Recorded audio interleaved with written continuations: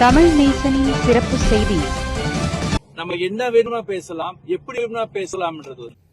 Dana NGO untuk seed 100 juta untuk 323 NGO. இன்று இரவோடு ஆட்டம் முடியப் போகிறதா? பொறுத்திருந்து காத்திருந்து பார்ப்போம். ஆம், ஜொகூர் மாநிலத்தில் நடக்கின்ற தேர்தலை பற்றிதான். மலேசிய நாட்டில் தற்போது நல்லாட்சி நடந்து கொண்டிருக்கிறது. டத்தோஸ்ரீ அன்வார் இப்ராஹிம் அவர்கள் பிரதமராக பதவி ஏற்று பின்தான் இந்த நல்லாட்சி. இது மக்களுக்கான ஆட்சி. இதில் பாகுபாடு இன்றி, இன வேறுபாடு இன்றி அனைத்து மக்களும் மலேசியர்களே என்ற நோக்கோடு இந்த ஆட்சி நடந்து கொண்டிருக்கிறது. கடந்த காலத்தில் கொள்ளையடித்தவர்கள்தான் இந்த ஆட்சியை ஏற்றுக்கொள்ள முடியாதவர்களாக திண்டாடுகிறார்கள். மக்களே, உங்களுக்கு தெரியும் கடந்த காலத்தில் என்னென்ன தவறுகள் நடந்தது என்று. டத்தோஸ்ரீ நஜீப் அவர்கள் பிரதமராக இருந்தபோது இந்திய சமுதாயத்திற்கு நிறைய செய்தார்கள். ஆம், செய்தார்கள்தான். ஆனால் எங்கே போனது இந்திய சமுதாயத்திற்காக அவர் கொடுத்த செல்வங்கள் எல்லாம்? பட்டியல் போடட்டுமா? அது குறித்து சில விவரங்களை ஜைத் இப்ராஹிம் அவர்கள் கேள்வி எழுப்பியுள்ளார். Assalamualaikum warahmatullahi wabarakatuh. Semalam saya ada keluarkan satu kenyataan berapa masyarakat India mendapat dana daripada kerajaan direct kepada rakyat. Kan ada pemimpin MIC kata, lihatlah fakta dulu, jangan jadi bodoh. Ni satu hari tak tidur melihat perutusan bajet Datuk Seri Najib dari 2009 sehingga 2018. Bukan pakai AI tau. Ni nak bagi tahu 2009 100 juta sekolah Tamil, 20 juta dana dan peluang pekerjaan belia India, 35 juta untuk skim pembangunan usahawan masyarakat India di bawah tekun dipanggil SPUMI. 2010 tekun 35 juta sekolah Tamil, 100 juta latihan usahawan, 20 juta untuk belia India. 2011 100 juta untuk tekun, tambahan 11 juta untuk program usahawan, 100 juta untuk sekolah Tamil. 2012 Amanah Ikhtiar Malaysia 100 juta, kemudahan kredit 180 juta, sekolah Tamil 100 juta. 2013 100 juta sekolah Tamil, 50 juta latihan kemahiran belia India, 180 juta tekun SME Bank dan MIDF. Time ni SID ditubuhkan oleh pengerusi dia adalah Datuk Dr. A.T. Kumaraja, Jabatan Perdana Menteri. Tetapi dinyatakan di sini bahawasanya yang menubuhkan SID ni bawa kepada Perdana Menteri adalah Datuk Seri S. Subramaniam. Betulkan saya kalau saya silap. 2014 tekun 50 juta, AIM 50 juta, pendidikan dan belia 100 juta, prasekolah Tamil 28 juta, sekolah Tamil 100 juta. Dana NGO untuk SID 100 juta untuk 323 NGO. 2016 tekun 100 juta, SME Bank 50 juta, Sedik 100 juta, 400 NGO, sekolah Tamil 50 juta, prasekolah Tamil 10 juta. 2017 150 juta AIM dan tekun, 50 juta sekolah Tamil, 10 juta prasekolah, 100 juta Sedik, 220 NGO terlibat.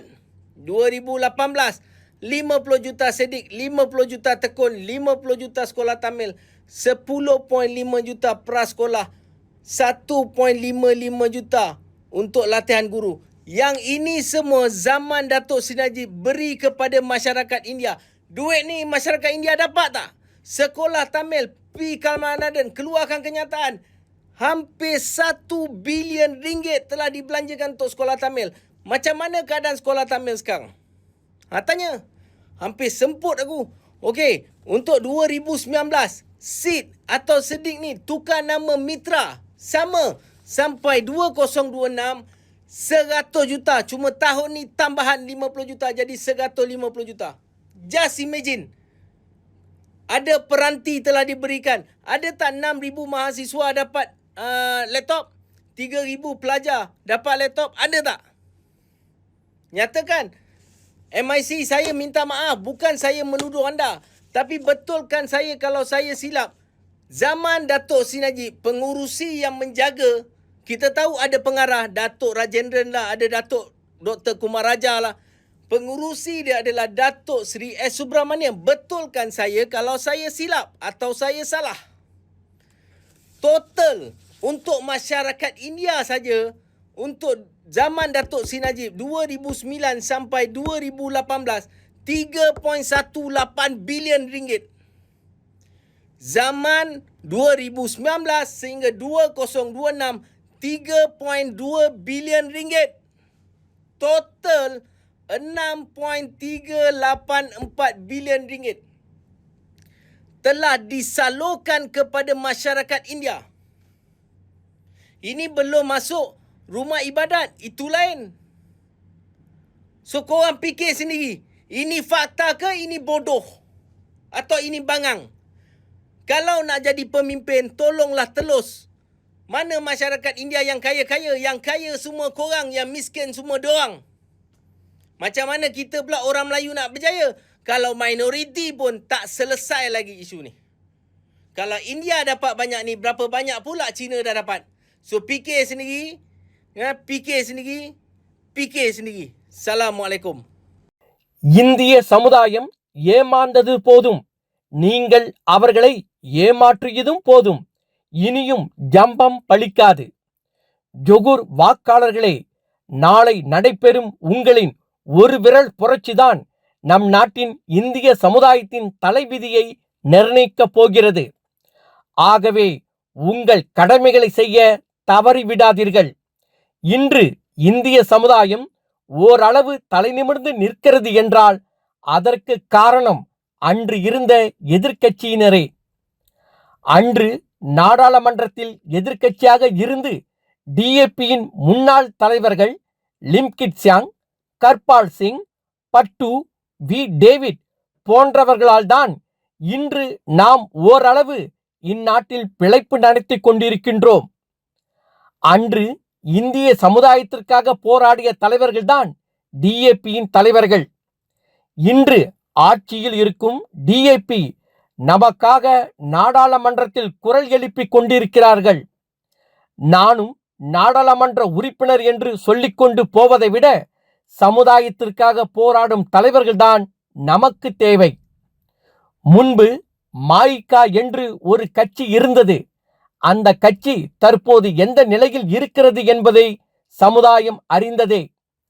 கிட்டத்தட்ட 60 ஆண்டுகளுக்கு மேல் Barisan நேஷனலுடன் நல்லதோர் அரசியல் நட்புடன் இருந்தது.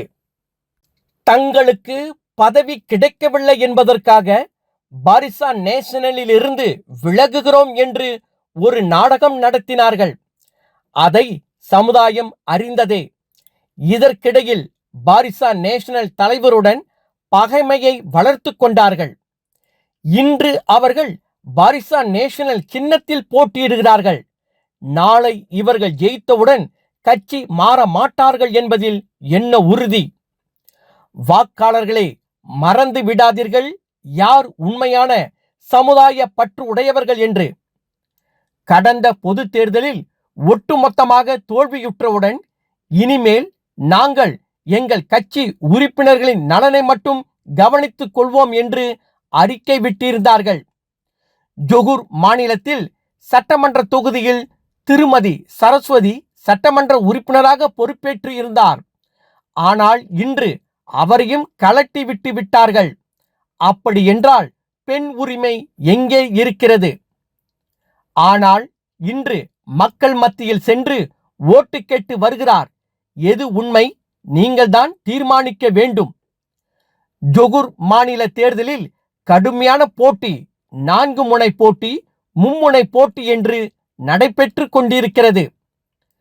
கடந்த சில வாரங்களாக டிஏபி கட்சியின் மூத்த உறுப்பினர்கள் அனைவரும் களம் இறங்கி தீவிர வாக்கு வேட்டையில் ஈடுபட்டு கொண்டிருக்கிறார்கள், இரவும் பகலும்.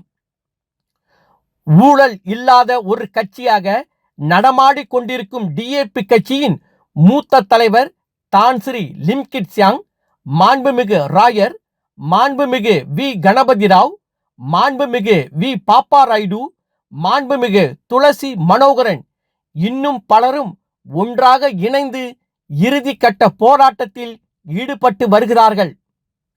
அந்த காலத்தில் எதையும் எதிர்பாராமல் சமுதாயத்திற்காக போராடிய உண்மையான தலைவர்கள் மாய்காவில் இருந்தார்கள். ஆனால் இன்றைய நிலை என்னவென்று சமுதாயத்திற்கு தெரியும். ஆதலால் விழித்துக் கொள்வோம். ஏமாறுபவர்கள் இருக்கும் வரை ஏமாற்றுபவர்கள் இருக்கத்தான் செய்வார்கள். இதற்கு யாரும் வழிவிட வேண்டாம்.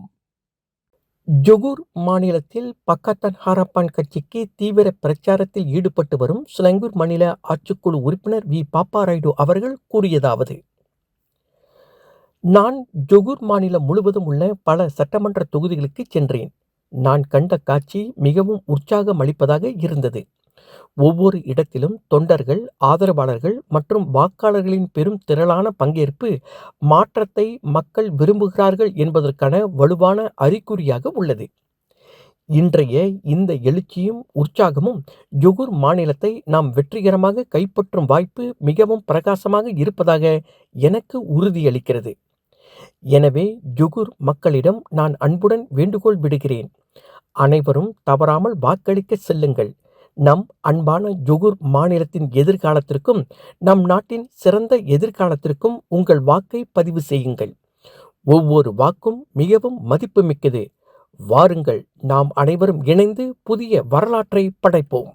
ஓகே, வணக்கம். ஜோஹருக்கு வந்திருக்கிறோம். குறிப்பாக ஸ்கூடாய் சட்டமன்ற தொகுதி N48 சகோதரி கார்த்தியாயினி நிக்கிறாங்க. இந்த தொகுதி வந்து பாத்தீங்கன்னா நம்மளுடைய ஜாசேகாவின் முக்கிய கோட்டை. இது வந்து ஒரு இடம் வந்து இந்திய வாக்காளர்களை தயவு கூர்ந்து பாருங்க. இந்த ஜோஹரோட முடிவு வந்து மத்திய அரசாங்கத்துல நம்மளுடைய குரலுக்கான ஒரு முக்கியமான ஒரு முடிவாக இருக்கப்பட வேண்டும். இன்றைக்கு எல்லா காலகட்டத்திலுமே வந்து சமய ரீதியாகவும் இன ரீதியாகவும் பல கருத்துக்கள், பல மோதல்கள் ஏற்படுறதுக்கு காரணம் என்னவென்றால், ஒரு சாரு நம்புறாங்க நம்ம என்ன வேணுமா பேசலாம், எப்படி வேணுமா பேசலாம்ன்றது வந்து நம்ம அதுக்காக வந்து தோய்ந்து போய் விட்டோம் என்றால், நம்ம டிமோட்டிவேட் ஆயிட்டோம்னா ஒரு சாரர் வந்து சந்தோஷப்படுறதுக்காக காத்துட்டு இருக்கிறாங்க. உங்களுடைய வாக்கு வந்து கண்டிப்பா நமக்கு வந்து பல விதமான கோபங்களும் இருக்கலாம், நம்ம ஏமாற்றங்களும் இருக்கலாம். ஆனா இந்த இடத்துல நம்ம சகோதரி கார்த்தியாயினி தெளிக்கிறது வந்து நம்மளோட இந்திய சமுதாயத்தோட குரல் இந்த ஜோஹர்ல ஒழிப்பதற்கான நல்ல தருணம். இந்த நேரத்துல இவங்களோட வெற்றி வந்து கண்டிப்பாக மத்திய அளவுல வந்து நம்ம இந்தியர்களுடைய பலத்தை நம்ம நிரூபிக்கிறதுக்கான காரணமும் நியாயமும் அதுல அடங்கிருக்கு. தயவு கூர்ந்து மறந்துடாதீங்க. N48 ஸ்கூடாய் சகோதரி கார்த்தியாயினிக்கு நம்ம தேர்ந்தெடுப்போம். ஹராப்பான் வெற்றி பெற வாழ்த்துவோம். எல்லோருக்கும் என்னுடைய வாழ்த்துக்கள். தமிழ் நேசன் டிவியில் லைக் பண்ணுங்க, சப்ஸ்கிரைப் பண்ணுங்க, சப்ஸ்கிரைபர் பெல் பிரஸ் பண்ணுங்க. இது ஒரு தமிழ் நேசன் டிவி தயாரிப்பு.